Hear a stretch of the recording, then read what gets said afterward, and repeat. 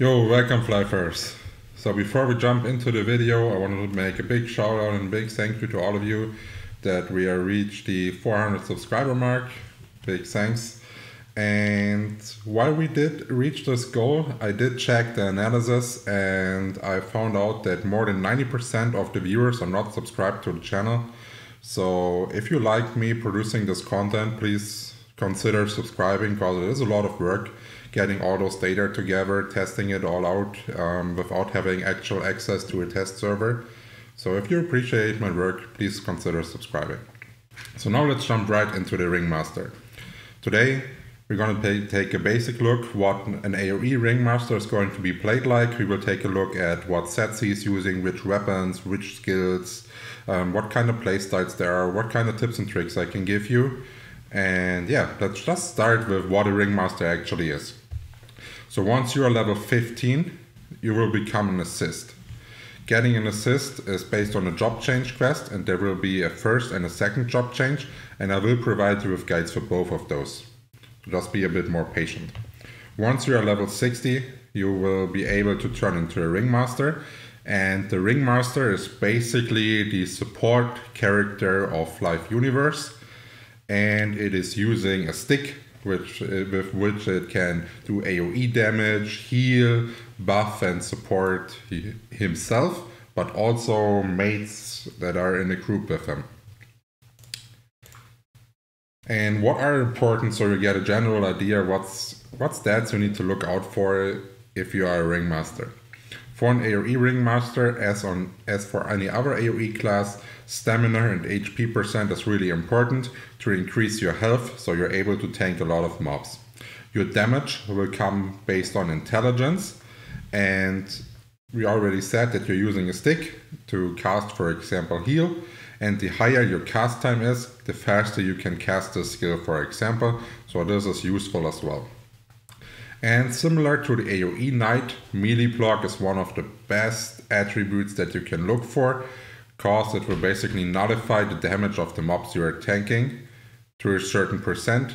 It's really good. Whenever you can get it, try to get it and go for it. And of course, we do want to deal damage as we are an AoE Ringmaster, so skill damage percent is over the top and really good for us. Now let's take a look on which stats we actually need to bring a Ringmaster to its full potential. If you are really new to the game, you can consider adding more stamina than the 50% I am suggesting, but the whole concept of Live Universe is the more intelligence you have, the higher your buffs are getting. So basically, if you're putting intelligence, a high amount of intelligence, self buffs will increase, and we will take a look on which buffs will be increasing and how this affects your overall HP ratio. So 50% stamina, 50% int is a solid build. If you're feeling like you can't tank as much or it's too risky for your playstyle, just add a bit more stamina so you're more secure. Now let's take a look what the characters should look like at certain levels. If we are level 60, you should have about 7k health and 1.6k defense, and this way, yeah, you're basically able to tank most of the mobs around you, but not like as many as, for example, with a knight, but you're still pretty beefy. With level 90, you should have about 15k HP and about 2.5k defense, and this way you can tank full spawns. You're really set. It's pretty decent, the Ringmaster here. Now let's take a look which kind of gear you actually need to achieve this tankability.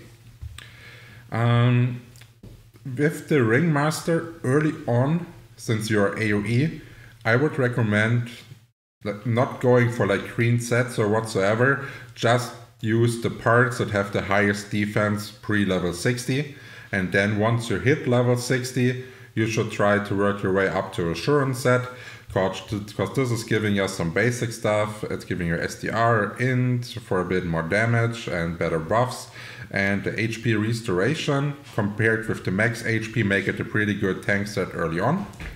And if you have the funds, you can already consider going with this set to +8, 16% HP. Because similar that we talked about to other classes, sets like this will always stay in a high demand early on. So if you invest in there, you will be able to sell it later on with no problems. Now, here it is similar to the AoE Knight. The level 75 set is basically your AoE end set already, which means you can go full man mode in here and try to get it to +10, 28% HP, get all that shit going. And the reason why is that it's having the 15% anti-HP already and it's giving you the skill damage as well. And this combination makes the set really solid. And since you are having a Ringmaster that we already mentioned can heal and stuff like this, you're not in need of an extremely high HP and defense as other AoE classes might need it. So now let's take a look about the weapons. Before level 45, just use whatever knuckle you can find that is having the highest attack. That's perfectly fine, you don't have to worry about it too much. With level 45, you can take a look for the Fist of Revenge, but you don't have to. It is not that amazing. Like if you just get it, go for it, don't farm it or buy it. It's only a minor upgrade. But once you're level 60, you definitely want to go with a Guardian Stick because it's giving you the 15% HP and 7 intelligence. And compared to other classes, if you have the funds, go and upgrade your weapon because it will increase your AoE damage, of course. But I would recommend rather focusing all your money first into the sets to get them highly upgraded, and then once you have the sets finished, start working on your weapons. So now we are level 90, and once we are level 90, try to get the Angel Stick. As you can see, it has slightly better stats for the Guardian Stick. So me personally would probably not even bother upgrading the Guardian Stick, but once I'm level 90, I would try to upgrade the Angel Stick after I finished my pack set. Now let's take a look at what jewelry to use. Similar as before, there's no stamina clockworks jewelry. This means if you want to go for a stem part, then you need to go with the rings and upgrade them. Is your earrings, you will either use plug earrings for flat defense, or if you can get a hold of them, they're probably really rare early on, are speedos that are giving you melee block, and we already talked about how important melee block is. So this is definitely a top tier item here. And as your necklace, you can either go for the Pep or the Gore necklace, and depending on how your funds is, and they both give HP and HP restoration, so they're pretty similar, but the Pep of course is slightly better. We already learned that intelligence is buffing your buffs and stuff like this, so with your rings you can play a bit. For example, if you're getting a hold of like high inti red rings or high upgraded intelligence rings, then you can maybe stat some more stamina and get your intelligence based on the rings to be more beefy. You can balance it out with your rings and your statings right here. So let's take a look at the skills that we're using. Since we said that the Ringmaster is the supporter of Live Universe, he's having a ton of buffs that he can buff to himself or his teammates. And this is why you will have a lot of passives going on. So some of the key parts are the mental sign, which is giving you intelligence, which is basically buffing every other buff you have. So you should always buff this buff here to yourself first before you're going for all the other buffs. Then we say we are a AoE class. This means we are having our focus on being tanky and beefy. So we want to go for patience, that gives us HP %, something like heat buff that gives us stamina, and we talked about how important block is, so Cat's Reflex can't be missing. And our goal is basically to always collect all those mobs together so we can AoE them at the same time. This means quick step with the additional speed as a must go. And then we are having Protect and Holy Guard. I will talk a bit later about how important Holy Guard is and how you can use it to your advantage. And then we are having some buffs that don't last as long as the others, but are really important, and I recommend like casting them slightly before an AoE, so you have the damage boost. And this is GT and Spirit Fortune.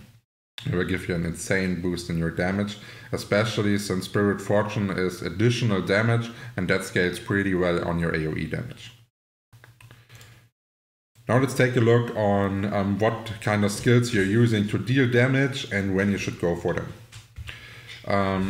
Important is that you have another passive that I consider more of like a damage utility. That's why I put it here. It's called Stonehand, and this will result in all your attacks gaining the chance to stun, which is pretty good early on, and it will allow you to tank larger groups, especially since the assist has the earliest AoE that's possible in Flive Universe with the Burst Crack.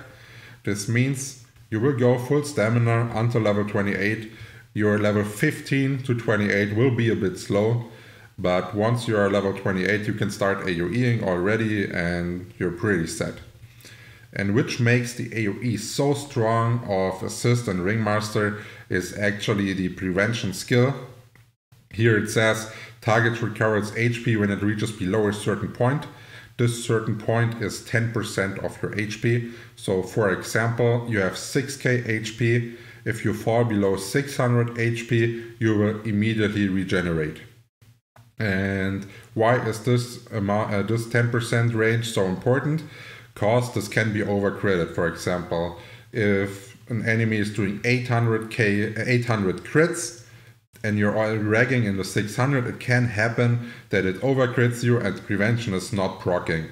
So I recommend choosing my enemies based on their highest crit. If their highest crit is below my 10% HP value, then it's a good spot to AoE there. And now an amazing change on Flive Universe. Our main AoE spell is Merkaba Hanzarusha. And this is used to be level 80, so it took a long while that you had to grind with Burst Crack all the way up there. And now you can already start it with level 60, making it one of the earliest strong second job AoEs now that are possible. And then as well, we already talked about it as a supporter, so you have a heal spell, Heal Rain, and it can't be missing, and I will explain you later how to use it effectively. Now let's take a look what the skill overview at level 90 should look like.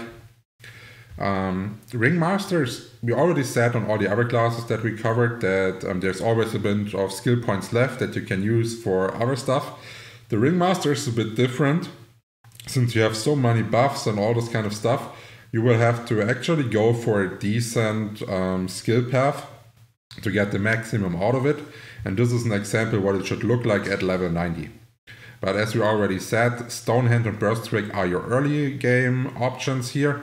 So I would recommend going max Stonehand, max Burst Crack early on, and getting all the passive buffs that are maxed here afterwards.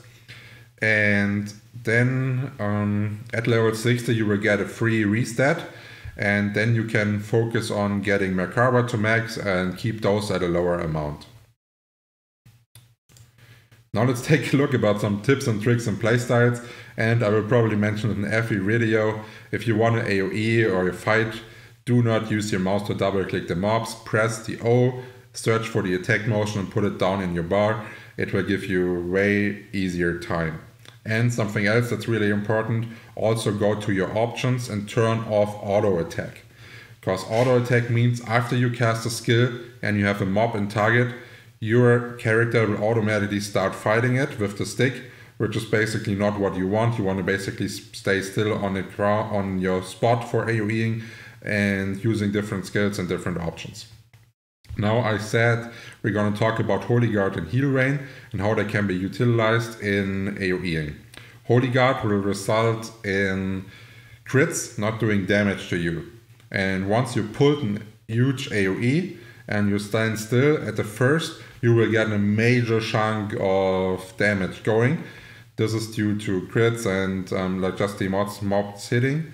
And if you're basically running away from the AoE a bit, cast your Holy Guard, then stand still, and then put your AoE down, you will have a slower amount of high damage income at the start, and this will make it easier for you to cast your AoE, then heal a bit with Heal Rain and keep you at a safe HP level.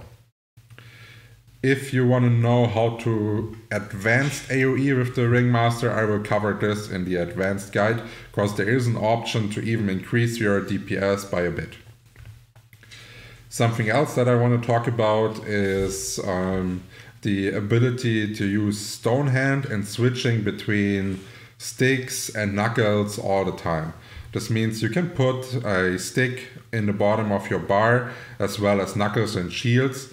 And for example, in the early game, when you're using Burst Crack, which is something where you need a knuckle from, and Prevention is something that you can only cast with a stick, you can switch it out. So for example, you're going with the knuckle and the shield, you're fighting all those mobs, and you finished your AoE, and during your AoE, for example, the Prevention procced.